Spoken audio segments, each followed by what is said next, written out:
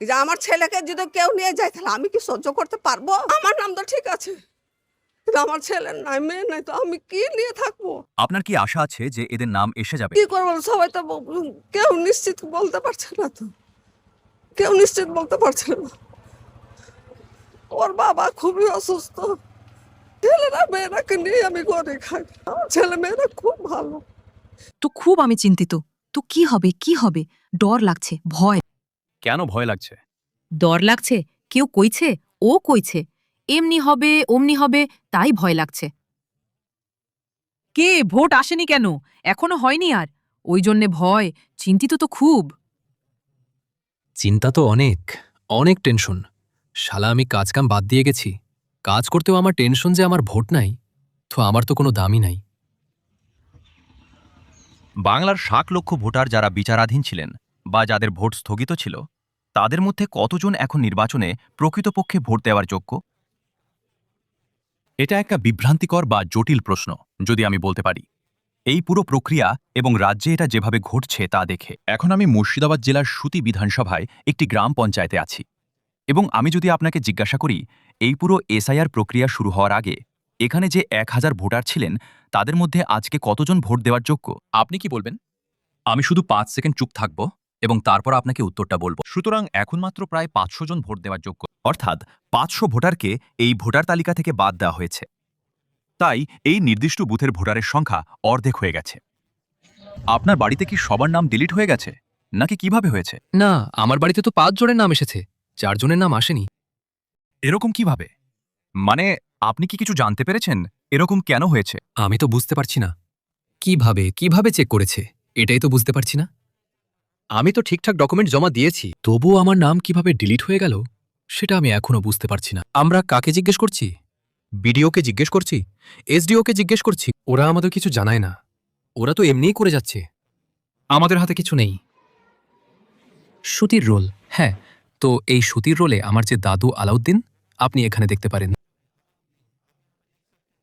আমি আলাউদ্দিন, যে আমার দাদু, তারও আপনাকে ভোটার কার্ড দেখাবো। তারপর আমার যে ঠাকুমা সবরেজান বিবি, তারও নাম আছে। আমরা ১৯৫২ সালের কথা বলছি। আমার যে গ্র্যান্ডফাদারের বাবা, তার নাম হল হাজি ইউনুস। ৭২ বছর বয়স ছিল তার সেই সময়। ১৯৫২ সালে সবার রোল আছে, রোলের নাম আছে। তো ২০০২ সালেও সবার নাম আছে, সবার নাম আছে। আমি রোলটা নিয়ে এসেছি।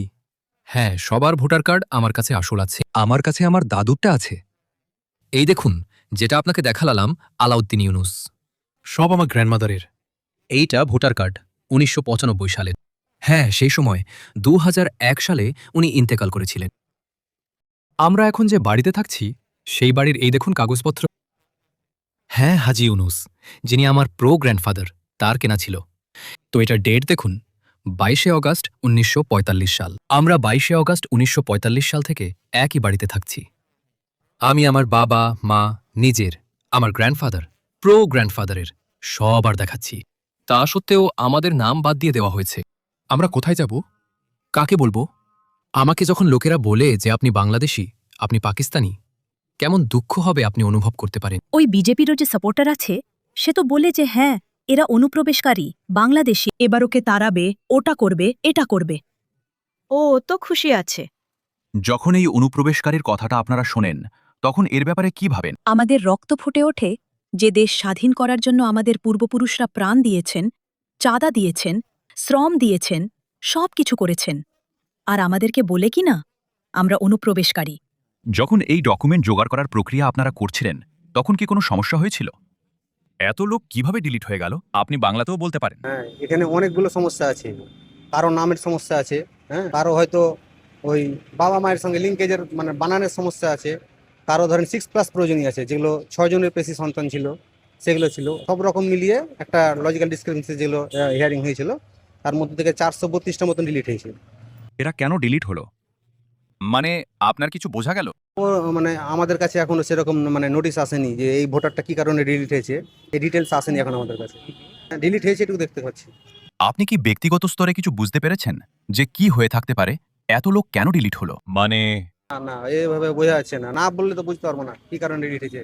অনেকের অনেকে ডকুমেন্টস ঠিকঠাক ছিল তাও তাদের ডিলিট হয়েছে, 2002 নাম ছিল তাও ডিলিট হয়েছে। ওরাও ডিলিট হয়ে গেছে। হ্যাঁ 2002 में নাম থা, হ্যাঁ 2002 নাম ছিল, তাও প্রায় 30-35 জন ডিলিট হয়েছে, যাদের বয়স্ক লোক 60+, 70+ বয়স, তাদেরও ডিলিট হয়েছে। আপনি নিজে কি জানেন যে এর পরের প্রক্রিয়াটা কি? মানে এই লোকেদের ঠিক কি করতে হবে? ও আমরা যেটা অনলাইনে দেখতে পাচ্ছি, মানে খবরটা চ্যানেলে, যে ট্রাইব্যুনালে অ্যাপ্লাই করতে হবে। তো এখন কখন অ্যাপ্লাই করবে, কখন শুরু হবে, এগুলো এখন আর খবর পাইনি আমরা। আপনার এখন এই বিষয়ে কোনো তথ্য নেই? এখন জানায়নি, এখন অফিসিয়ালি আমাদেরকে বিডি অফিস থেকে জানায়নি কখন অ্যাপ্লাই হবে, হয়তো হবে 2-1 দিনে। এটাও বোঝা গুরুত্বপূর্ণ যে এই পুরো এসআইআর বিতর্ক ঘিরে মুর্শিদাবাদ কেন এত বিতর্কের মধ্যে আসছে। এখন মুর্শিদাবাদ এবং পার্শ্ববর্তী মালদা হল বাংলাদেশ সীমান্তবর্তী জেলা। আসলে আমি এখন যেখানে দাঁড়িয়ে আছি, আমি যদি এই পথ ধরে হেঁটে যাই তাহলে একটা নদী পড়বে। সেটা পার করলে ভারতের আরও কিছুটা জমি এবং তারপরেই আপনি বাংলাদেশে প্রবেশ করবেন। এখন এটি একটি নদীমাতৃক এলাকা, তাই সীমান্তটি বেড়াহীন। কিন্তু মালদা এবং মুর্শিদাবাদ উভয়কে মিলিয়ে বিচারাধীন সমস্ত এসআইআর মামলার 1/3 রয়েছে। এখন এই পুরো বিষয়টিকে নিয়ে অবশ্যই তীব্র রাজনৈতিক লড়াই হয়েছে। মমতা ব্যানার্জি বিজেপি এবং নির্বাচন কমিশনের বিরুদ্ধে ষড়যন্ত্র করার এবং তাকে সমর্থনকারী ভোটারদের ভোটাধিকার থেকে বঞ্চিত করার চেষ্টার অভিযোগ করেছেন। বিজেপি অনুপ্রবেশকারী কটাক্ষটি ব্যবহার করেছে। তারা বলছে যে মমতা অনুপ্রবেশকারীদের রক্ষা করার চেষ্টা করছেন। এখন আমরা ভোট প্রক্রিয়ার দিকে এগোলে এই সব কিছু অবশ্যই বড় আকারে প্রকাশ পাবে বলে আশা করা হচ্ছে। গদিমদি 2 ভাই খেলাখেলি করে থাই। মানুষের জীবন নিয়ে খেলছো, 200-র বেশি মানুষ মারা গেছে। আপনারা জানেন তো, আমার সাথে শুধু আপনারা আছেন। এই প্রথম আমার গভর্নমেন্টের সব অফিসার বদলি করে দিয়েছে, সব বিজেপির অফিসারদের নিয়ে এসেছে। কেন বলুন তো? আমাকে জব্দ করার জন্য। নির্বাচন কমিশন একটি নিরপেক্ষ সংস্থা।